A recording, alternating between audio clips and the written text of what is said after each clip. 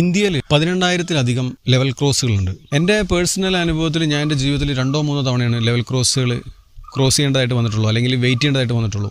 ഇതിപ്പോൾ റീസെൻ്റായിട്ട് നടന്നൊരു കാര്യമാണ്. ഇത് എനിക്കുണ്ടായ പേഴ്സണലായിട്ടുള്ള ഒരു വിഷമം പറയണതല്ല, ഞാൻ പറയുന്ന കണക്കുകൾ നിങ്ങളെ ഞെട്ടിക്കുന്നുള്ളതാണ്. ഞാൻ ഈ ലെവൽ ക്രോസിൽ ഏകദേശം പാലക്കാട് ഭാരതപ്പുഴ കഴിഞ്ഞിട്ടുള്ള ലെവൽ ക്രോസിൽ ഏകദേശം 20 മിനിറ്റ് നേരമാണ് ഞങ്ങളവിടെ വെയിറ്റ് ചെയ്തത്. 3 ട്രെയിനുകളാണ് പാസ് ചെയ്ത് പോയത്. ഒരു ആംബുലൻസ് അവിടെ വെയിറ്റ് ചെയ്യുന്നുണ്ട്. ഇപ്പോൾ ഒരു എമർജൻസി സിറ്റുവേഷൻ ആണെങ്കിൽ, ഒരാളെ ഒരു അപകടം പറ്റിയിട്ടോ അല്ലെങ്കിൽ മറ്റെന്തെങ്കിലുമൊക്കെ കാരണങ്ങൾ കൊണ്ട് ഒരു ആംബുലൻസ് പോകുകയാണെങ്കിൽ പോലും ലെവൽ ക്രോസ് പൊക്കമൊന്നുമില്ല, ട്രെയിൻ പോയതിന് ശേഷമാണ് അത് ഓപ്പൺ ആവുള്ളൂ.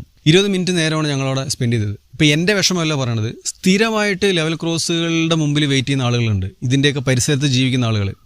അവരിപ്പോൾ ഏകദേശം ഒരു ഉദാഹരണം എടുക്കുകയാണെങ്കിൽ, ഒരു 10 മിനിറ്റ് നേരം ഡെയിലി ലെവൽ ക്രോസിന് മുമ്പിൽ വെയിറ്റ് ചെയ്യുന്ന ആളുകളാണെങ്കിൽ അവരൊരു മാസം എത്ര സമയം അവിടെ സ്പെൻഡ് ചെയ്യുന്നുണ്ടാവുമെന്ന് അറിയോ?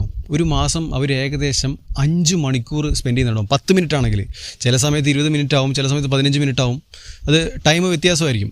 എങ്കിലും ശരാശരി ഒരു മാസം 5 മണിക്കൂറാണെങ്കിൽ ഒരു വർഷം സ്പെൻഡ് ചെയ്യുന്നത് ഏകദേശം 60 മണിക്കൂറാണ്. അത് കൂടിയും കുറഞ്ഞൊക്കെ ഇരിക്കും. എങ്കിലും 2 ദിവസത്തിൽ കൂടുതൽ ഒരു മനുഷ്യൻ ലെവൽ ക്രോസിന് മുമ്പിൽ സ്പെൻഡ് ചെയ്യുന്നുണ്ട്. 2 ദിവസത്തിൽ കൂടുതൽ. എത്ര ആളുകളാണെന്നറിയോ? ഞാൻ പറഞ്ഞത് ഇന്ത്യയിൽ മാത്രം 18,000-ലധികം ലെവൽ ക്രോസുകൾ ഉണ്ടെന്നാണ്. ആലോചിച്ച് നോക്കുകയാണെങ്കിൽ വലിയ ഒരു സമയം ആളുകൾ അവരുടെ ആയുസിൻ്റെ അവിടെ സ്പെൻഡ് ചെയ്ത് തീർക്കുന്നുണ്ടെന്നുള്ളതാണ്.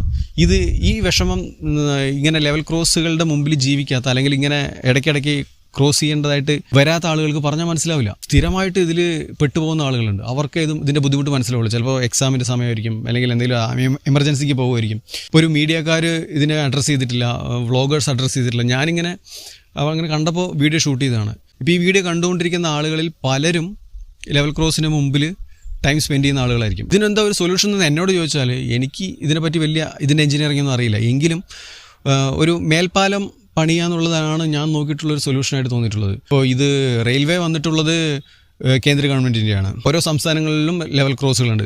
സംസ്ഥാന ഗവൺമെൻറ് മുൻകൈ എടുത്താലേ ഈ പരിപാടി നടക്കുകയുള്ളൂ. പക്ഷേ ഗവൺമെൻറ്റിൻ്റെ അതിൽ ഫണ്ടില്ല, അല്ലെങ്കിൽ പല റീസൺസൊക്കെ പറയുന്നുണ്ടാവും. പക്ഷേ ആലോചിച്ച് നോക്കേണ്ട ഒരു കാര്യം, ഇതിൽ പെട്ടുപോകുന്ന ജനങ്ങളാണ്. എത്രയോ വർഷമായിട്ട് ഇവിടെ റെയിൽവേസ് ഉണ്ട്, റോഡും ഉണ്ട്, ലെവൽ ക്രോസുകളുണ്ട്. ചില ലെവൽ ക്രോസുകളിലൊക്കെ മുകളിൽ മേൽപ്പാലമൊക്കെ ഉണ്ടാവും. സോ അങ്ങനെ ഒരു പാലം പണിയുക എന്നുള്ളതാണ്. ഇങ്ങനെയുള്ളൊരു വിഷയം ആരും അഡ്രസ്സ് ചെയ്തിട്ടില്ല എന്നുള്ളതാണ്. ഒരു വ്യക്തി മാത്രം സ്പെൻഡ് ചെയ്യുന്നത് 3 ദിവസമാണ് ഒരു വർഷത്തിൽ. അത് വലിയൊരു കാര്യമാണ്, ചെറിയ കാര്യമായിട്ട് ആരും കാണരുത്. അയാൾ 10-20 വർഷം അല്ലെങ്കിൽ 30-40 വർഷമൊക്കെ അങ്ങനെ നിൽക്കുകയാണെങ്കിൽ എത്ര ദിവസം, മാസക്കണക്കിന് വെറുതെ ചുമ്മാ അങ്ങനെ സമയം വേസ്റ്റായി പോയിക്കൊണ്ടിരിക്കുകയാണ്. അപ്പോൾ അതിലും എത്രയോ ഭേദമാണ് ഒരു മേൽപ്പാലം പണി, അല്ലെങ്കിൽ അതിൻ്റേതായിട്ടുള്ള ഒരു സംവിധാനം കണ്ടെത്തുക എന്നുള്ളത്. അപ്പോൾ എനിക്ക് പറയാൻ തോന്നി, ഞാൻ പറഞ്ഞു എന്ന് മാത്രം.